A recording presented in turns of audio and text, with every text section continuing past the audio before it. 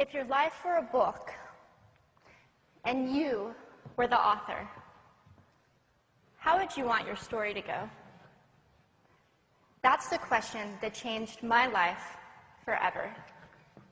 Growing up in the hot Las Vegas desert, all I wanted was to be free. I would daydream about traveling the world, living in a place where it snowed, and I would picture all of the stories that I would go on to tell. At the age of 19, the day after I graduated high school, I moved to a place where it snowed, and I became a massage therapist. With this job, all I needed were my hands and my massage table by my side, and I could go anywhere. For the first time in my life, I felt free, independent, and completely in control of my life. That is, until my life took a detour.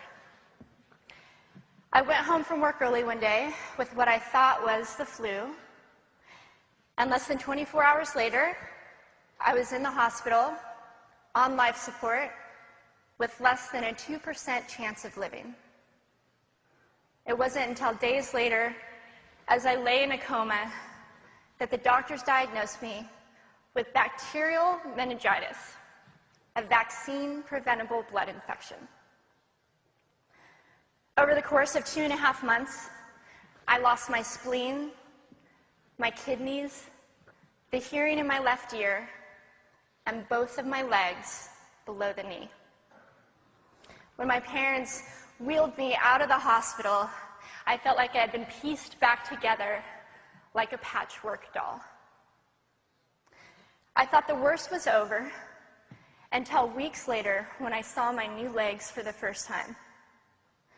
The calves were bulky blocks of metal with pipes bolted together for the ankles, and a yellow rubber foot with the raised rubber line from the toe to the ankle to look like a vein.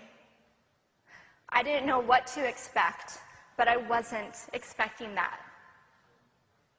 With my mom by my side and tears streaming down our faces, I strapped on these chunky legs and I stood up. They were so painful and so confining that all I could think was, how am I ever going to travel the world in these things? How was I ever going to live the life full of adventure and stories as I always wanted? And how was I going to snowboard again? That day, I went home, I crawled into bed, and this is what my life looked like for the next few months. Me passed out, escaping from reality, with my legs resting by my side. I was absolutely, physically, and emotionally broken.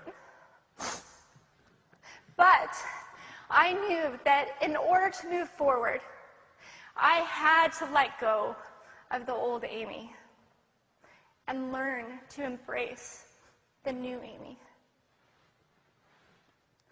And that is when it dawned on me that I didn't have to be 5'5" anymore. I could be as tall as I wanted.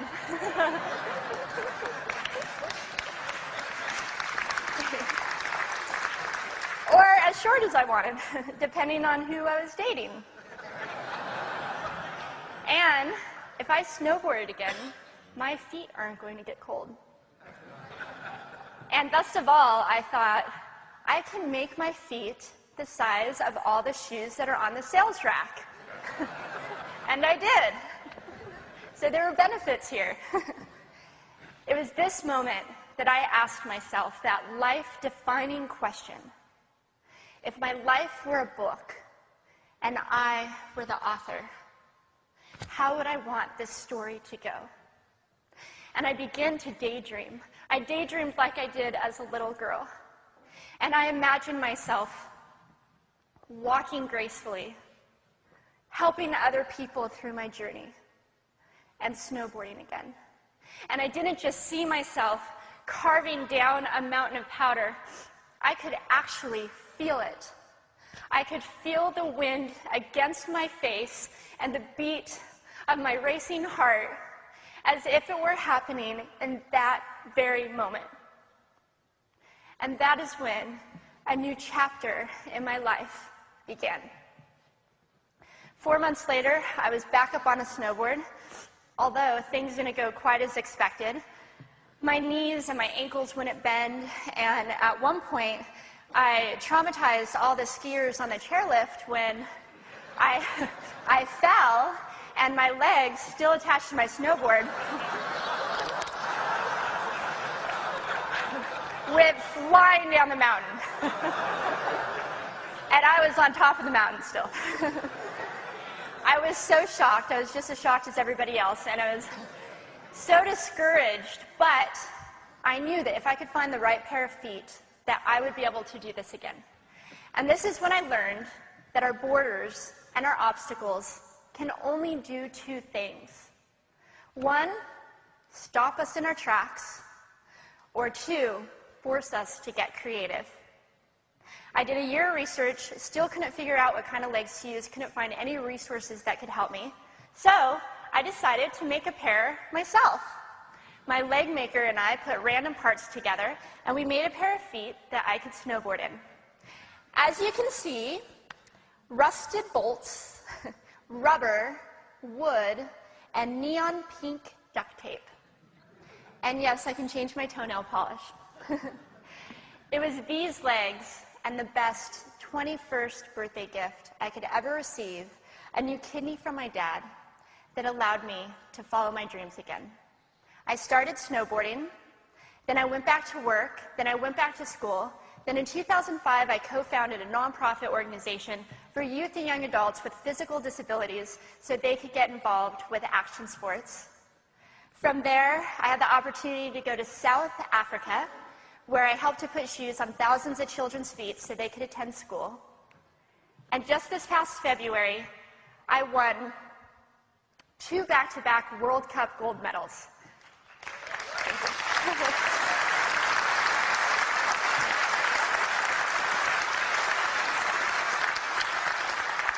Which made me the highest-ranked adaptive female snowboarder in the world. 11 years ago, when I lost my legs, I had no idea what to expect. But if you asked me today if I would ever want to change my situation, I would have to say no.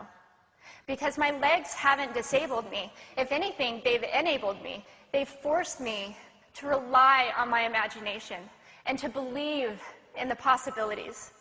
And that's why I believe that our imaginations can be used as tools for breaking through borders. Because in our minds, we can do anything, and we can be anything. It's believing in those dreams and facing our fears head on that allows us to live our lives beyond our limits. And although today is about innovation without borders, I have to say that in my life, innovation has only been possible because of my borders. I've learned that borders are where the actual ends, but also where the imagination and the story begins.